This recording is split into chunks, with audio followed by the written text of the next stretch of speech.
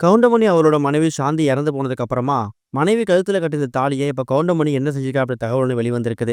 இத பார்த்துட்டு அவங்க குடும்பம் சேர்ந்தவங்க ரொம்பவே கண்ணீர்ல மூழ்கியிருக்காங்க. தமிழ் சினிமால காமெடி கிங்னு பட்டம் வாங்கின நடிகர் கவுண்டமணி அவர்கள் பல பேரை சிரிக்க வச்சிருக்காரு.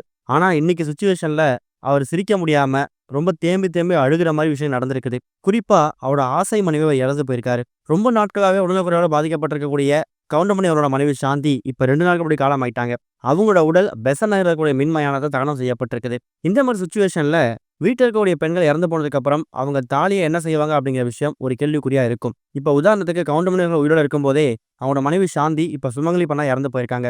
அவங்களோட உடல் தகனம் செய்யக்கூடிய அந்த நேரத்துல அவங்க கழுத்துல கட்டியிருந்த தங்க தாலிய கழட்டி கொடுத்துட்டு, அதுக்கு மாற்றா மஞ்சள் கயிற வச்சு தான் உடல தகனம் செஞ்சிருக்காங்களாம். தான் கையால கட்டின அந்த ஒரு தாலிய மனைவி இறந்து போனதுக்கு அப்புறம் கணவர் கவுண்டமணி கையில கொடுக்கும்போது, கவுண்டமணி தேம்பி தேம்பி அந்த தாலிய பார்த்துட்டு அழுதுருக்காரு. அதுக்கப்புறம் அந்த தாலிய பார்த்தா வீட்டுக்கு எடுத்து வச்சிருக்காரு. இப்ப தன்னோட மனைவி நினைவா அந்த தாலிய என்ன பண்ண போறாரு அப்படிங்கிற மாதிரி அவரே தெரிவிச்சிருக்காராம். தான் 2 மகள்கள கூப்பிட்டு, இந்த தாலி அம்மா நினைப்பா என்கிட்டயே இருக்கட்டும். இதுல தங்க மோதிரமும், தங்க செயினோ செஞ்சு என் கையிலயும், என் கழுத்துலயும் நான் போட்டுக்க போறேன். இத்தன நாட்கள் அம்மா கூட நான் இருந்துட்டேன். எனக்கு இது தனிமை தெரியல. ஆனா என்னோட கடைசி கால நாட்கள நான் எப்படி தனிமையில போக்க போறேன்னு எனக்கே தெரியல. ரொம்ப கஷ்டமா இருக்கு. அம்மா கையில சாப்பிட்டா தான் எனக்கு சாப்பிட்ட மாரியே இருக்கும். ஷூட்டிங்க்கு போனாலும் நான் வீட்டுக்கு வந்துருவேன். எந்த ஒரு இடத்துலயும் அம்மா விட்டு குடுத்ததும் இல்ல. என்னையும் அம்மா விட்டு குடுத்தது கிடையாது. 2 நாட்கள் கூட நான் அம்மாவ முழுசா பிரிஞ்சு இருந்ததில்ல. ஆனா இதுக்கப்புறம் என்னோட கடைசி காலகட்டத்தில நான் அம்மாவ விட்டு தனியா இருக்கப்ப நினைக்கும்போது ரொம்ப கஷ்டமா இருக்கு. அந்த மாரி நேரங்கள்ல எனக்கு அம்மா கூட இருக்கிற மாரி உணர்வு ஏற்படுத்தணும்னா, அம்மா கழுத்துல கட்டுன அந்த தாலி மூலியமா எனக்கு ஒரு செயினோ, ஒரு மோதிரமோ செஞ்சு குடுத்துருங்க. அதான் என் கையிலயோ, கழுத்துலயோ போட்டுக்கிறேன். அது மூலியமா உங்க அம்மா, என் மனைவி என் கூடயே இருப்பா அப்படிங்கிற மாரி எனக்கு ஒரு நம்பிக்கை ஏற்படும். நான் தனிமையா ஃபீல் பண்ண மாட்டேன். என்னோட கடைசி காலகட்டத்தில இத வச்சே நான் ஓட்டிடுறேங்கிற மாதிரியும் ரொம்ப எமோஷனலா பேசியிருக்காராம். அவரோட இந்த ஒரு வார்த்தைய கேட்டுட்டு அவங்க மகள்கள் 2 பேருமே தேம்பி தேம்பி அழுதுருக்காங்க.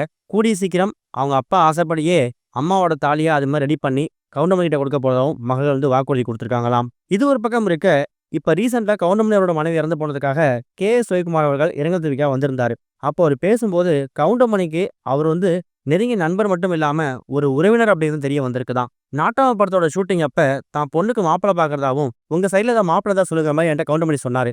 அப்பதான் என்னோட மாமா பையன நான் கவுண்டமணிக்கு அறிமுகப்படுத்தி வச்சேன். அவரோட மூத்த பொண்ண என் மாமா பையன் தான் கல்யாணம் பண்ணி குடுத்துருக்காரு. அது மூலியமா எனக்கு கவுண்டமணி ஒரு உறவினர் தான். அப்ப இருந்து இப்ப வரைக்கும் அவங்க வீட்ல என்ன ஃபேமிலி ஃபங்ஷன் வச்சாலும், எங்க குடும்பத்துல எல்லா நபர்களும் வருவோம். எங்க ஃபேமிலி ஃபங்ஷன் எதுவா இருந்தாலும், நாங்க கவுண்டமணி ஃபேமிலிய மொத்தமா கூப்பிடுவோம். அந்த அளவுக்கு நண்பர்கள் தாண்டி, நட்பு வட்டாரத்த தாண்டி ஒரு ரிலேஷனா தான் பழகியிருக்கிறோம். இப்ப அவங்க மனைவி இறந்து போனத என்னால ஏத்துக்கவே முடியலங்கிற மாரியும் கே.எஸ். ரவிக்குமார் பல விஷயம் எமோஷனலா பேசியிருக்காரு.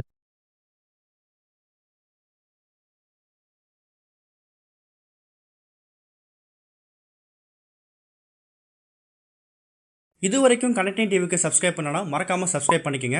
உடனடி அப்டேட்ஸ் பெறுவதற்கு நோட்டிஃபிகேஷன் பெல்லையும் கிளிக் பண்ணிக்கங்க.